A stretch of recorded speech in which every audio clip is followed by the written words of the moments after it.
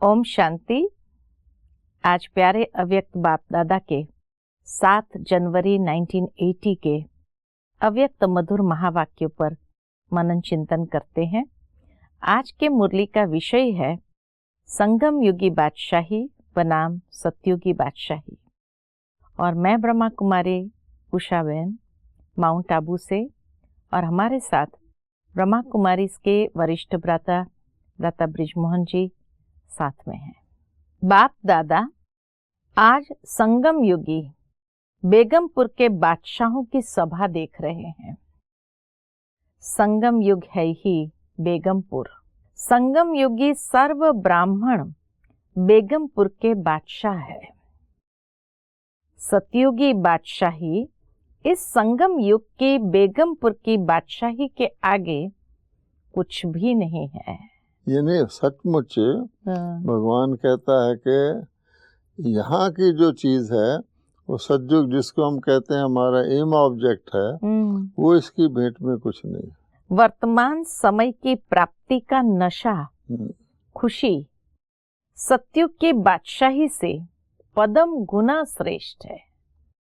कारण क्या कि सतयुग की बादशाही में जिस समय जो बादशाह होंगे उनको उसी समय का नशा होगा। कि मान लीजिए सतयुग के पहले विश्व महाराजन को ले लें, तो पहले विश्व महाराजन की जो राजधानी होगी अति सतो प्रधान सब संपन्न, उसका नशा होगा।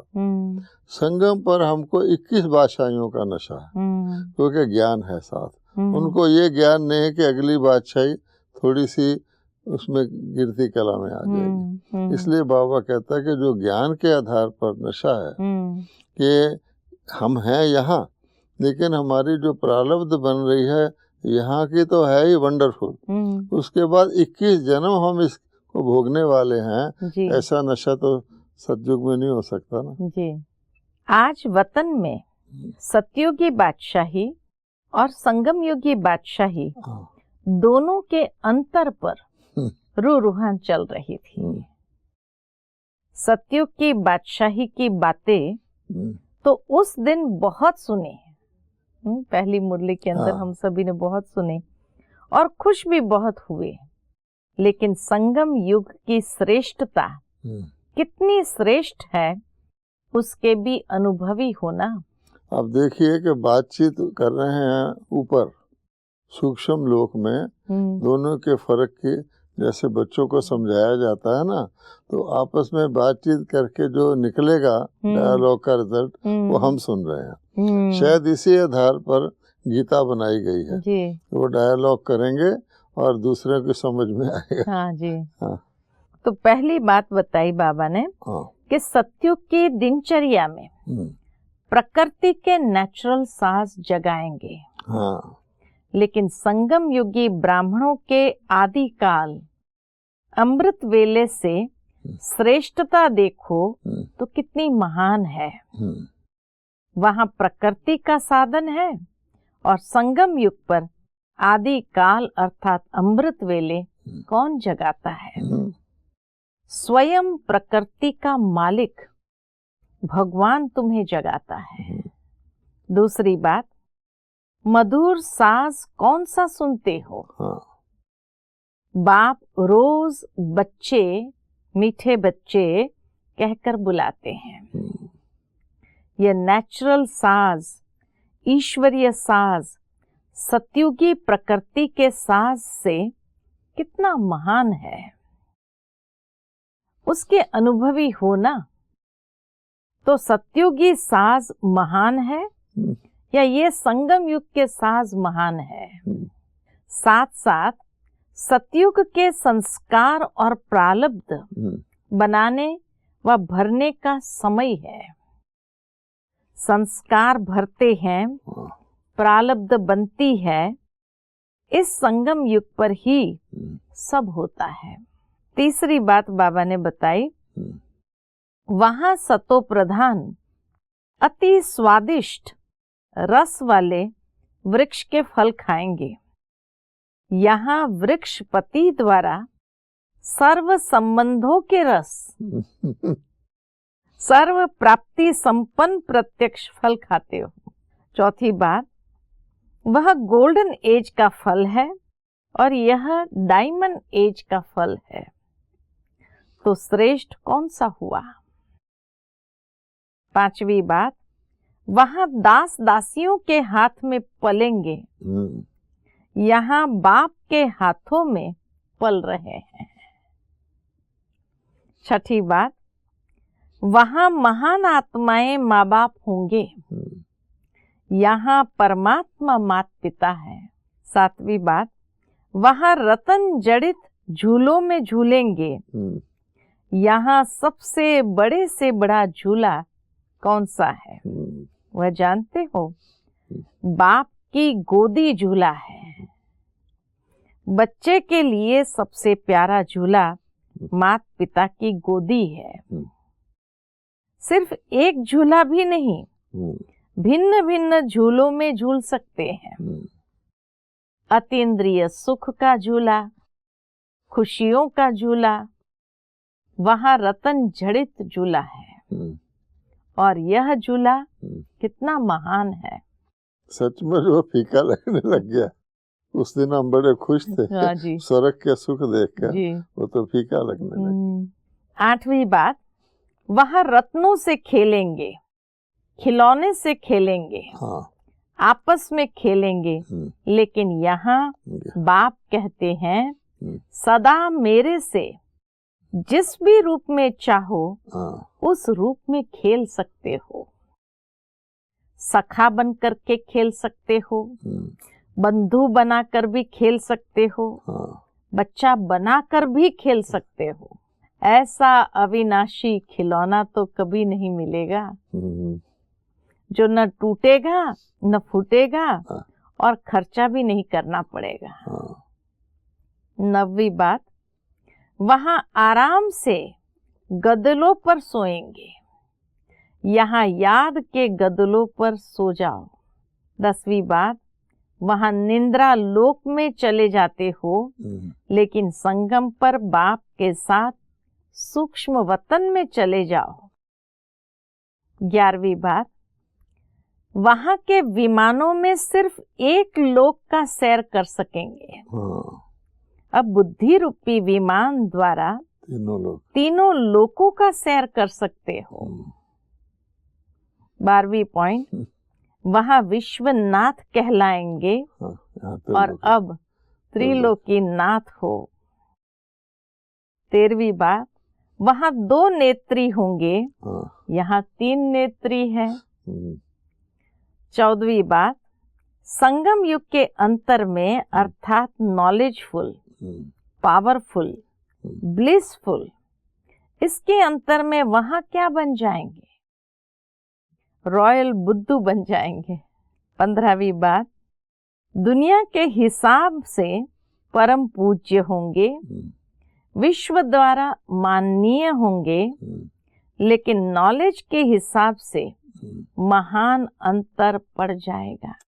16वीं बात, यहाँ तो गुड मॉर्निंग गुड नाइट बाप से करते हो और वहां आत्माएं आत्माओं से करेगी। 17वीं बात, वहां विश्व राज्य अधिकारी होंगे, राज्यकर्ता होंगे और यहाँ विश्व कल्याणकारी महादानी वरदानी हो, तो श्रेष्ठ कौन हुए? सत्युगी बातें तो सुनकर सदा खुशी स्वरूप बन जाओ। फिर 18वीं बात कहा, वहां वैरायटी प्रकार का भोजन खाएंगे और यहाँ ब्रह्मा भोजन खाते, जिसकी महिमा देवताओं के भोजन से भी अति श्रेष्ठ है। ये बाबा ये ऐसी लिस्ट कैसे रखता है? मैं वही सोच रही थी। और फिर कंट्रास्ट करने के लिए एक जबरदस्त कोई व्यक्ति को कहो कितना भी ज्ञान सिखाओ कि इस तरह के बोल के दिखा, कहीं ना कहीं मिस कर जाएगा। तो सदा सत्युगी प्रारब्ध और वर्तमान समय के महत्व और प्राप्ति को साथ साथ रखो, तो वर्तमान समय को जानते हुए हर सेकंड और संकल्प को श्रेष्ठ बना सकेंगे। समझा? आज पंजाब का जोन आया है। पंजाब की दो विशेषताएं हैं। एक पंजाब का पानी और दूसरा पंजाब की खेती। कौरव गवर्नमेंट ने पंजाब में दो विशेषताएं दिखाई है और पांडव गवर्नमेंट की तरफ से पंजाब ने क्या विशेषता दिखाई है? पंजाब ने ज्ञान नदियां रूपी हैंड्स तो निकाले, लेकिन वंडर भी खाया, वंडर भी किया है। पंजाब की नदियां पंजाब में ही रहती है, इसलिए पंजाब का पानी मशहूर हो गया है। पंजाब में बिना सीजन के अनाज पैदा कर लेते हैं। यानी बाबा ने ये बताया है कि पंजाब की पानी की नदियां तो पंजाब में ही बहती हैं, इसलिए उसका पंज आब का मतलब उर्दू में आब पानी को कहते हैं। अच्छा। वहाँ 5 नदियां हैं, इसलिए 5 नदियों का पानी का स्थान को प्रांत को पंजाब कहते हैं। लेकिन बाबा कहते हो पंजाब में बहती हैं, लेकिन ये जो ज्ञान गंगा निकाल लिया, ज्ञान नदी है, ये तो वर्ल्ड में बह रही है, इसलिए ये बताया कि इतना कमाल किया है। इसलिए पंजाब का पानी मशहूर हो गया। हाँ।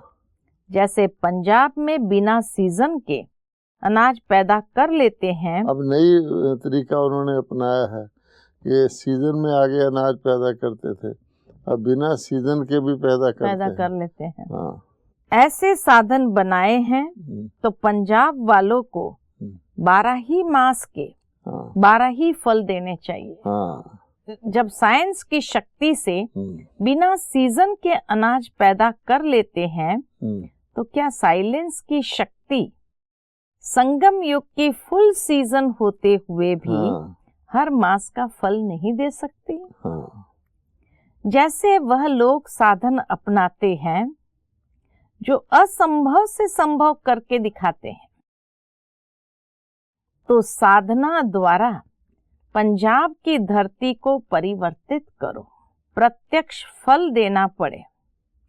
पंजाब को ये नए वर्ष में स्लोगन याद रखना है। कौन सा स्लोगन? तुरंत दान महापुण्य।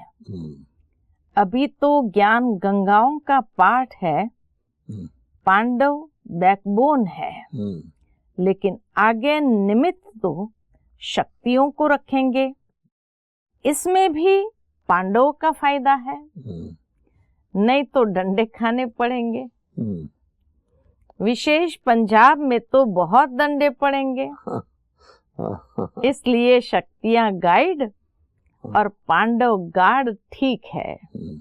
गार्ड और गॉड रास मिल जाती है। इसका मतलब पांडव गॉड के साथ हो गया। बाप बैकबोन होके शक्तियों को आगे करते हैं, वैसे पांडव भी बाप समान बैकबोन हो शक्तियों को आगे रखे। तो ये बाप ने इशारा दिया है क्योंकि पंजाब में जो भाई बड़े पावरफुल थे, सारे सेंटरों के भाई बड़े बड़े एक्टिव थे। उनकी पंजाब की हेड दादी चंद्रमणि तो शेरे पंजाब कहलाती थी, लेकिन बहनें जो थी उनकी भेंट में भाई सेवा में हर चीज में आगे थे। हाँ। तो बाबा ने उनको इशारा दिया है कि तुम बहनों को आगे रखो, और दूसरी बात तुम गॉड के समान हो। गॉड भी जैसे बैकबोन है, ऐसा ना समझो बैकबोन की कोई वैल्यू नहीं है, बैकबोन सब काम करवाता है। तो अब नए वर्ष में पंजाब क्या नवीनता दिखाएगा? धरती परिवर्तन की नवीनता। समझा? विदेश सेवा में अच्छे अच्छे महावीर महावीरनियां साइंस पर साइलेंस पावर से विजय प्राप्त करने वाले तैयार हो रहे हैं। अब ये विदेश से मुकाबला कर रहा है, लेकिन धरती का परिवर्तन, अर्थात जैसे वो बिना पानी के बिना सीजन के फसल उगा रहे हैं, तो धरती परिवर्तन की ना। पंजाब की धरती बड़ी कड़ी धरती गिनी जाती है।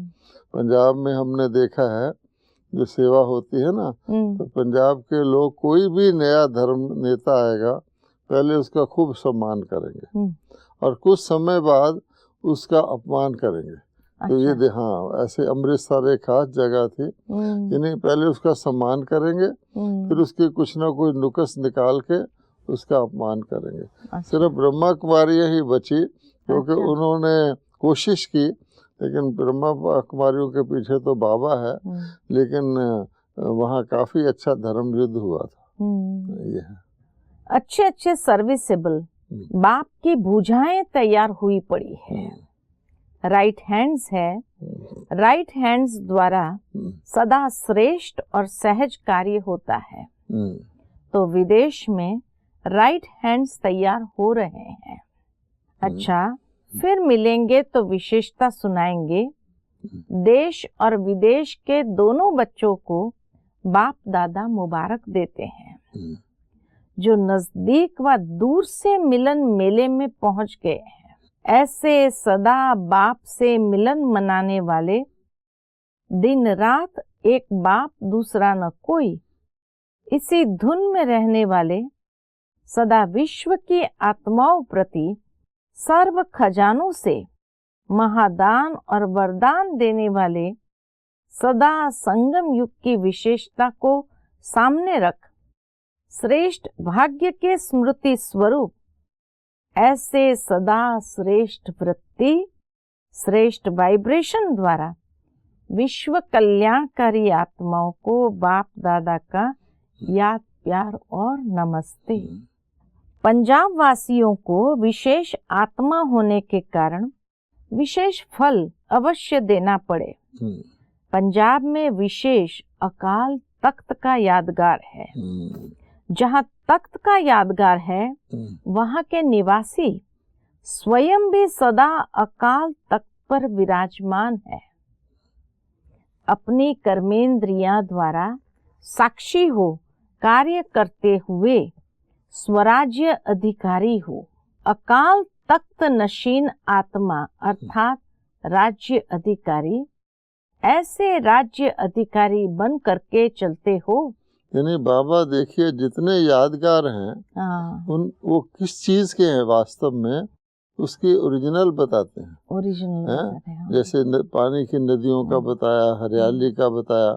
अकाल तख्त वहाँ का बहुत प्रसिद्ध है।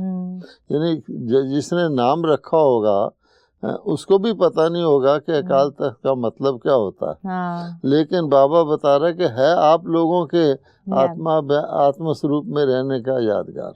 कर्मेंद्रिय के अधीन तो नहीं होते। जहाँ अधीनता होगी वहाँ कमजोरी होगी। आधा कल्प कमजोर रहे, अब अपना राज्य लिया है। राज्य अथवा अधिकार लेने के बाद अधीनता समाप्त हो जाती है। तो राज्य अधिकारी हो, बाबा कहे राज्य अधिकारी हो ना। कोई कर्मेंद्रिय अर्थात कर्म करता आपके ऊपर राज्य तो नहीं करता। जैसे आजकल की दुनिया में प्रजा का प्रजा पर राज्य है, वैसे आपके जीवन में प्रजा का राज्य तो नहीं है ना। प्रजा है ये कर्मेंद्रियां। प्रजा के राज्य में सदा हलचल रहती है और राजा के राज्य में अचल राज्य मिलता है।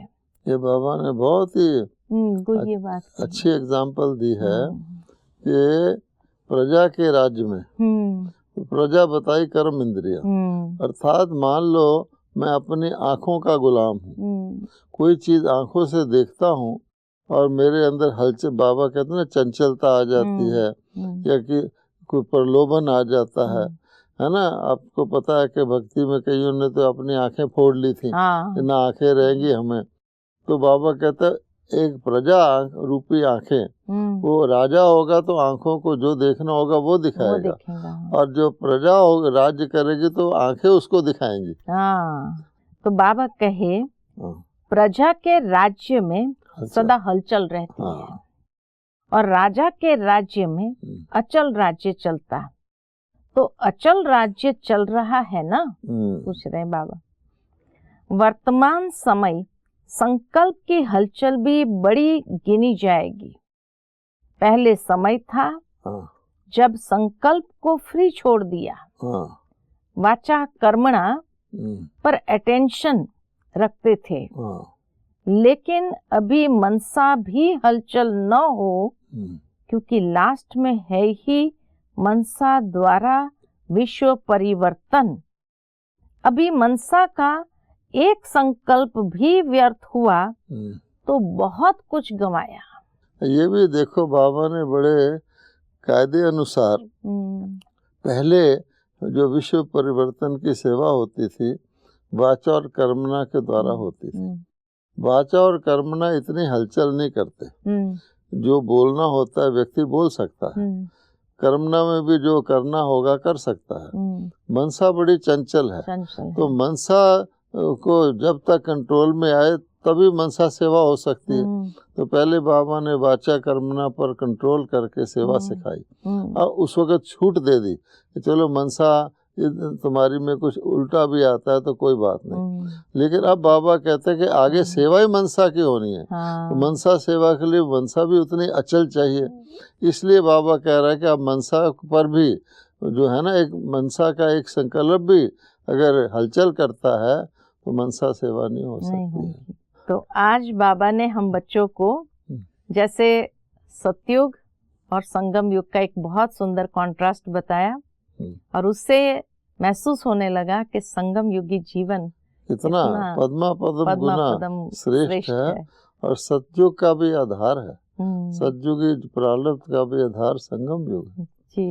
और ये जो मनसा वाली बात कही है ये तो बहुत ही इम्पोर्टेंट बाबा ने बताई है कि वाचा कर्मणा के बाद अब मनसा का कंट्रोल, क्योंकि क्या होता है कि धरती पर कोई चीज चलती है, अब मान लो कोई मोटर चल रहा है तो उसको ब्रेक लगाना चलाना वो धरती पर ही रहता है, तो आप ब्रेक लगा भी सकते हैं, रोक सकते हैं, चला सकते हैं। लेकिन अब आकाश में जो प्लेन उड़ता है तो आकाश में तो आप ब्रेक नहीं लगा सकते, है ना। ऐसे नहीं कि स्टार्ट कर लिया, वहाँ तो चलना ही चलना है।